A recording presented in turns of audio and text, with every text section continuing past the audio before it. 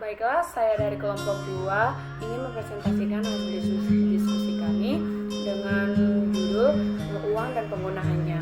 Terlebih dahulu, perkenalkan, nama saya Floridayani Simangulang, NPM 1901010252, grup PGA 5. Di sini saya akan menjelaskan tentang fungsi uang. Nah, fungsi uang, ada beberapa fungsi uang, yaitu satu, alat tukar menukar.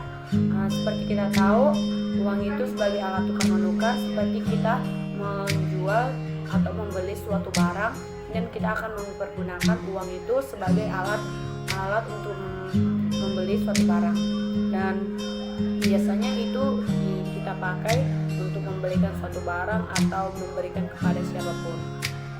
Dan yang kedua itu satuan hitung.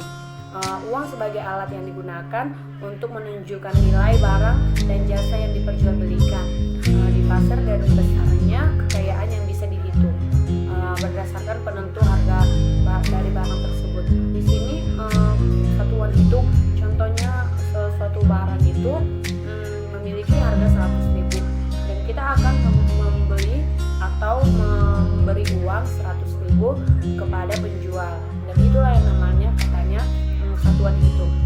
Dan yang ketiga itu adalah alat penimbun kekayaan. Seperti seorang biasanya itu tidak menghabiskan uangnya. Biasanya itu jika kita tidak menghabiskan uang, sepertinya biasanya kita akan menabung, menyimpannya di bank gitu, supaya ada nanti untuk kedepannya. Nah, yang keempat itu alat pembayaran utang. Seperti kita tahu, kalau kita membayar utang itu dengan menggunakan uang.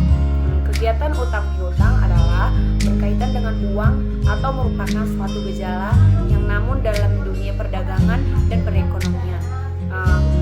Dengan adanya uang digunakan untuk membayar utang secara tepat dan cepat.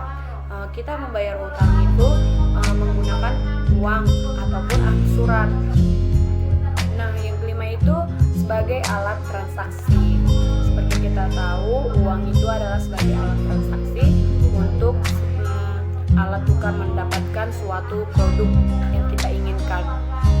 Kita sebagai alat transaksi itu uang, seperti kita membelikan sesuatu dengan menggunakan uang itulah sebagai alat transaksi yang kita gunakan untuk memperjualbelikan atau membeli suatu barang. Nah, selanjutnya uang sebagai penyimpan nilai. Penyimpan nilai, jika seseorang memiliki kelebihan uang yang dia miliki, ia tidak akan membelanjakan semua atau tidak menghabiskan pada saat itu. Maka ia dapat menyimpannya entah di dompet, di tas, ataupun di bank. Nah, itulah nanti yang akan digunakan dia untuk keperluan lainnya.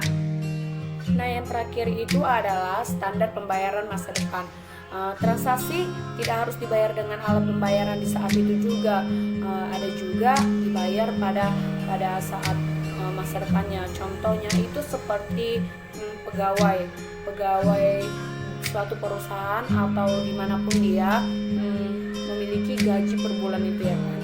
Memiliki gaji per bulan, jadi pas di akhir bulan atau di awal bulan dia akan mendapatkan gaji bernilai uang, dan itulah yang dinamakan dengan standar pembayaran masa depan. Jadi uang itu dibayar pada saat dia sudah melakukan suatu pekerjaan atau jasa kepada perusahaan ataupun yang lainnya. Nah, sekian hasil presentasi dan hasil saya menjelaskan tentang fungsi